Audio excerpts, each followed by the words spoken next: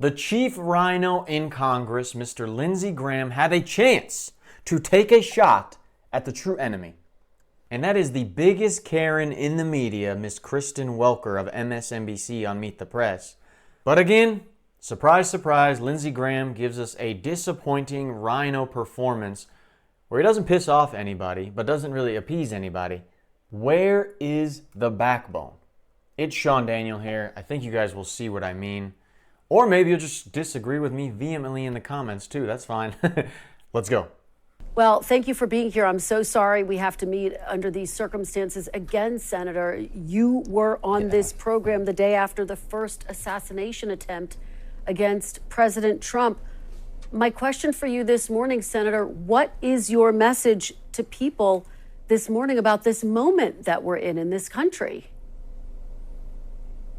Well, number one, my message to Charlie Kirk's widow is that our hearts are broken along with yours. To the MAGA world, the right response is to do what Charlie did: debate, organize, register voters, keep the movement alive through the political process. The bottom line here is that we all reject political violence. What happened to Mark's wife, Gabby, is just senseless. What happened in Minnesota is senseless. But let me just be honest with you. President Trump, nor do I, see this as they all kind of do it moment. I see this as an attack on the political movement. I see this being different. Charlie Kirk is one of the top 3 people in the country that allowed President Trump to win in 2024 by his efforts. And I think President Trump sees this as an attack on his political movement, what he created. A year ago, people tried to blow his head off. So this is not, for me, they all do it. This is unique and different. This is an attack on a movement by using violence. And that's the way most Republicans see this. And as Governor Cox just noted, President Trump has said he does not want any type of violence to come in the wake of this. He has also blamed Charlie Kirk's assassination on what he called the radical left. Elon Musk, though, posted on X, quote, "The left is the party of murder." We're hearing some of those same messages on Capitol Hill. Senator, do you believe this is the right message for this moment? I think what the head of the Oxford Union, the young man about to take over, is one of the greatest debating societies in the world in Oxford, England. He said, Charlie Kirk got shot, let's effing go. There is an effort by the radical left to dehumanize the MAGA movement. And I reject political violence. If you are offended by what somebody says or does, then take up a political cause to fight back, not a gun, not a bomb, not a knife. We don't need the Mideast moment here in America where it turns into just revenge killing. We don't need a Mideast moment for America here. What we need to do is be honest with each other. President Trump is not just President of the United States. He's a leader of a movement. Charlie Kirk was his chief lieutenant. This is viewed by many people in the MAGA movement, conservatives like myself, as an attack on the movement, not just traditional political violence. And I really believe that. And what I'm asking everybody to do is not to resort to violence to settle your political differences. To those wounded and hurt, Turning Point wasn't a violent organization. It wasn't Antifa. It wasn't the KKK. If you really want to honor Charlie's legacy, get involved. Do what he did. Organize, debate. Let's win in 2026. That's the best way to do this. Senator. But if all we do is get more involved politically, register more voters, win more seats in the House, what does that do? We already have the House. We already have the Senate. We already have the White House. The Republicans do. And Charlie still got shot. So how does getting more involved in politics going to protect anybody from having this happening? What's the cause that you're removing by getting more involved in politics? It doesn't address the cause of all the way the media is able to lie and libel and create these infuriating ideas and characterizations of people in the Republican Party. Doesn't address that. So how does it doesn't address the security concerns at a event like this, a debating event? that possibly could have had those buildings sealed off because of how dangerous things are getting. How does getting involved affect anything or change what possibly caused this? I don't understand. Maybe you guys can educate me in the comments, or maybe Lindsey's about to in a bit. Very quickly, I hear in your voice what you're saying. Are you worried there could be retaliation? Yeah, you always worry about people, somebody very close to you gets killed for thinking like you. Charlie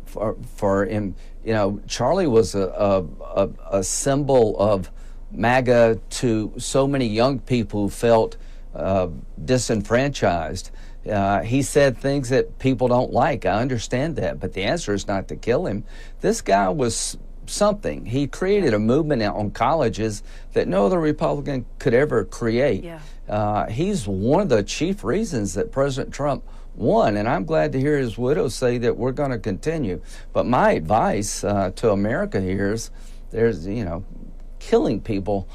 That's what they do in the Mideast. That's not what we do. Mm-hmm. All right. And Section 230 needs to be repealed. If you're mad at social media companies that radicalize our nation, you should be mad. Senator, I have a bill that will allow you to sue these people. They're immune from lawsuit. All right, Senator, I want to talk to you about Russia, which I know you've been very...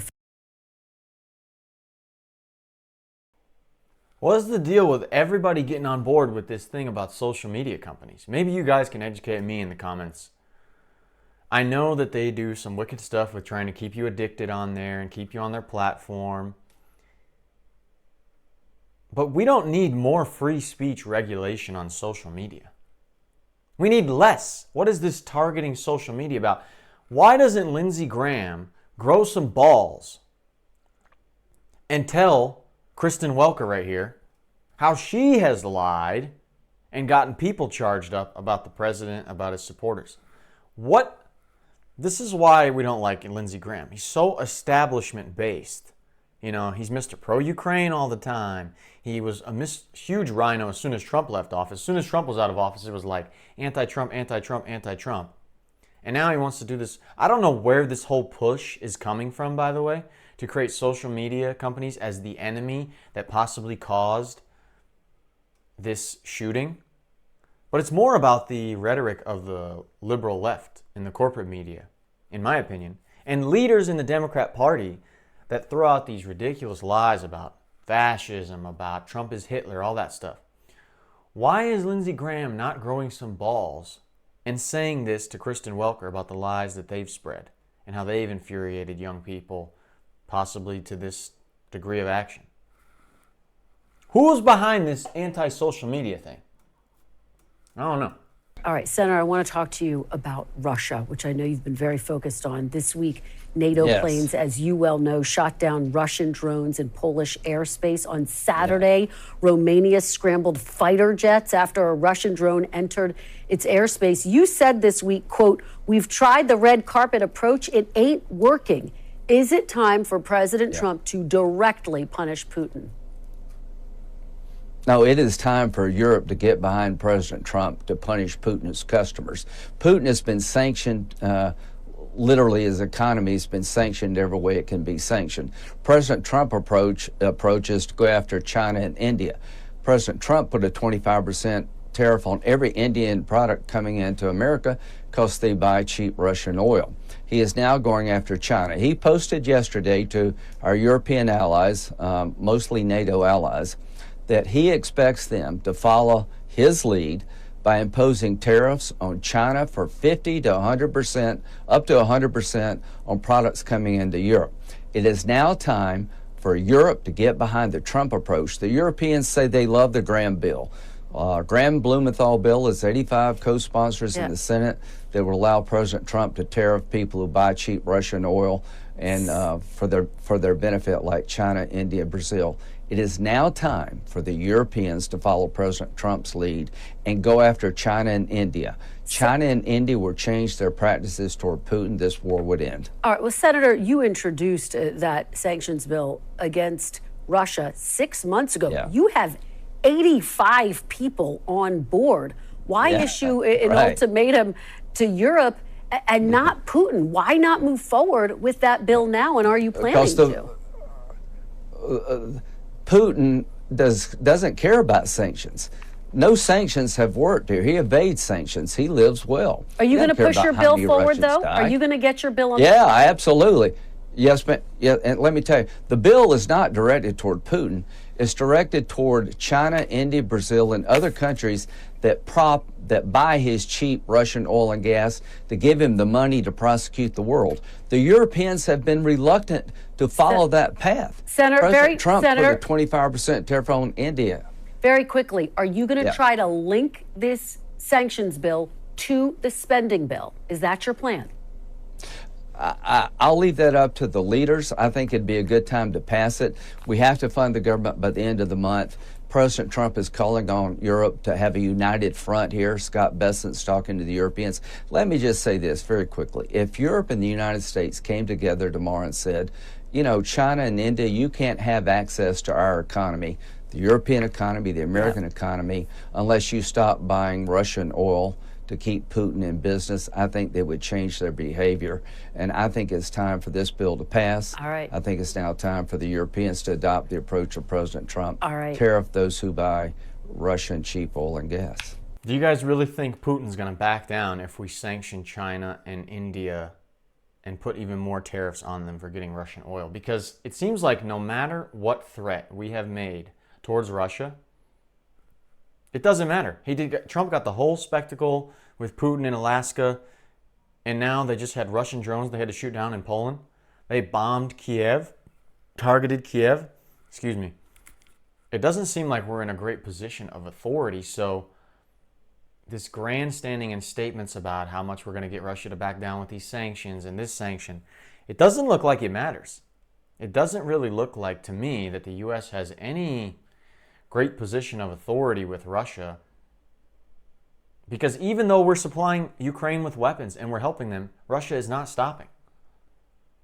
So I don't understand the strategy. You guys can educate me maybe, or the sales pitch of like, oh, we're going to stop Russia with this and that. Seems like they're in the great advantageous position.